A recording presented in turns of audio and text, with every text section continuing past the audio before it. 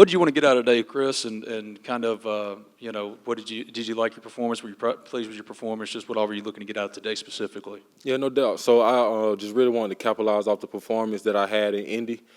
Just really critiquing the things that I felt as if I can do better in the linebacker drill. So I went and took that very seriously. But another thing was I just wanted to cheer on my teammates. It's the last time that I get to compete with them on the field together. So I just wanted to be an energy source for them. And, I'm just happy to get back around my guys.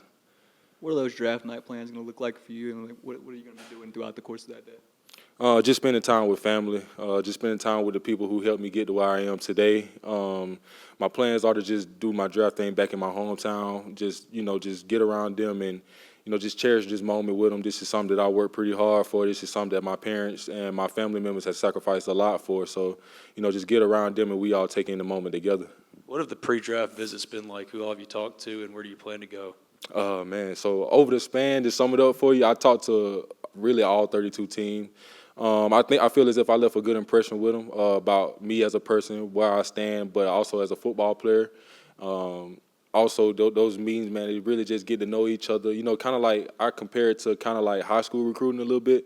We just getting to know about each other. We get on the board sometimes, talk a little ball, but otherwise, man, it's really like a likewise type conversation. We just learning about each other, what we stand for, and how we got to where we are today.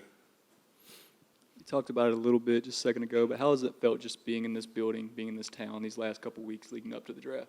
Man, it's been special. Like I said, I've been really excited just to get back in Oxford, man. Honestly, just to get back around my guys, man. Just seeing their face light up when we saw each other, man. I dapped them up. Every chance I seen them, I seen their faces, man.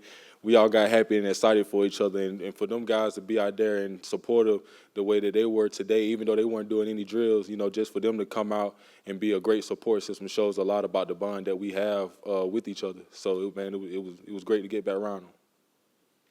Chris, up top here, how do you think playing in the SEC is going to help translate to the next level? So, man, as we all know, SEC is where the best ball is played, man. It's a lot of competition, a lot of great, high-caliber players.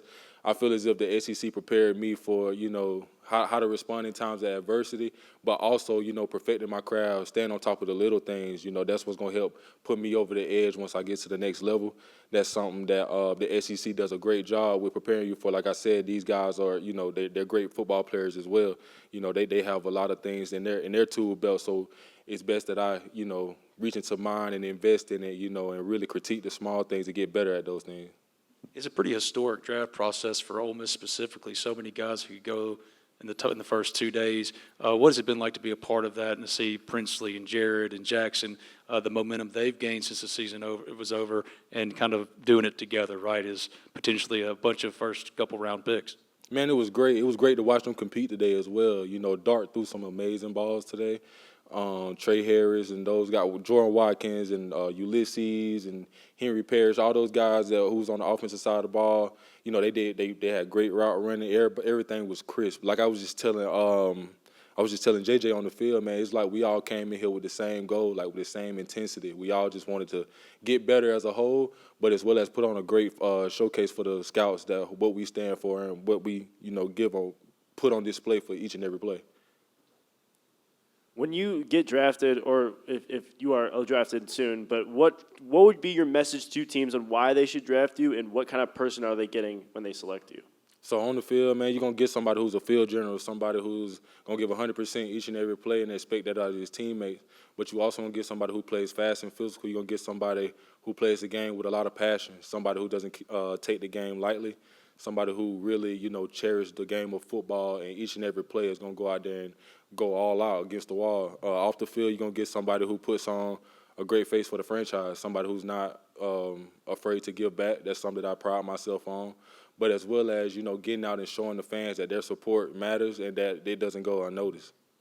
Seems like you kind of set a standard, especially last year for the defense. How do you want to be remembered here at Ole Miss? I want to be remembered as somebody who loved the game of football, somebody that when you turn on your film later on down the years, man, I want people to say, man, Pooh was a great linebacker. Like, that was a great football player for the Rebs.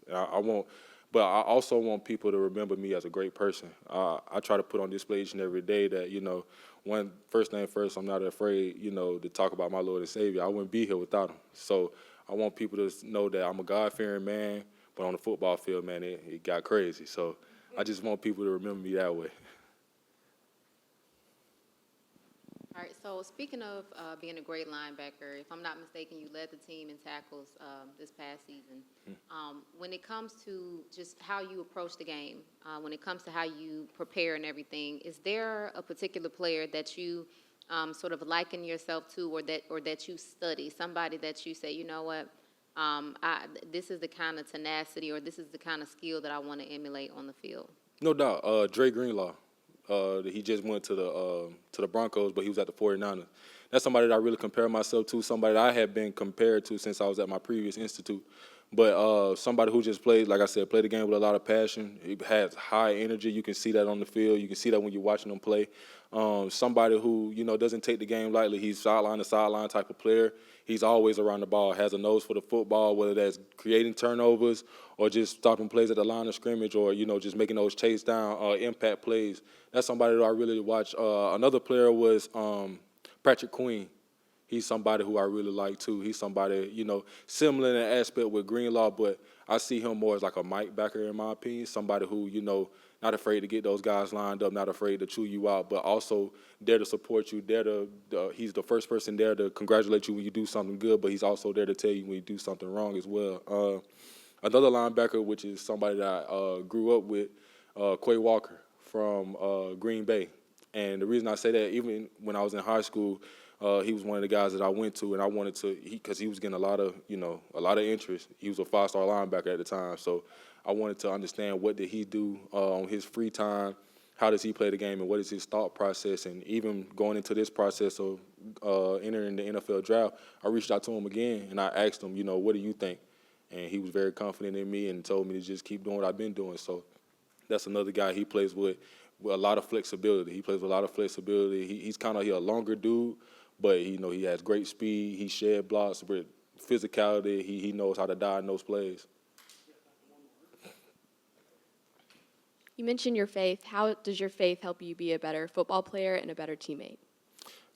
Just really playing to the standard of my Lord and Savior. He sacrificed a lot for us, and that's something that my grandmother instilled in me when I was younger, before she passed, God rest her soul. But she instilled in me the importance of keeping them in our life, whether it's good or bad, because at the end of the day, the Lord give us lessons. Whether it's good or bad, you're going to learn something at the end of the day, whether it's how you're supposed to do it, or don't go about it this way, try this way, And sometimes that's why she always told me, you can always tell a man's character by the way he responds in adversity. So whenever I face those times of adversity, or I face those times with my teammates, having those hard conversations, or, congratulate them, I always keep in the back of my mind that, I just want to do the right thing. I want to put on a great face for my Lord and Savior, because at the end of the day, I can't take none of this with me when I leave this earth. So when I leave, I want to get to the gates, and I want him to tell me that I did a great job. Well, mine is way more lighthearted than that. I was going to say on Sunday Night Football, wherever you go, you're going to say Pooh, Ole Miss, Arkansas, and Ole Miss. You're going to shout out the hometown. Like, how are you going to do the whole player introduction thing whenever you get on TV? Hey, man, Pooh Jr., linebacker, Ole Miss Rebels. There it is. I appreciate y'all.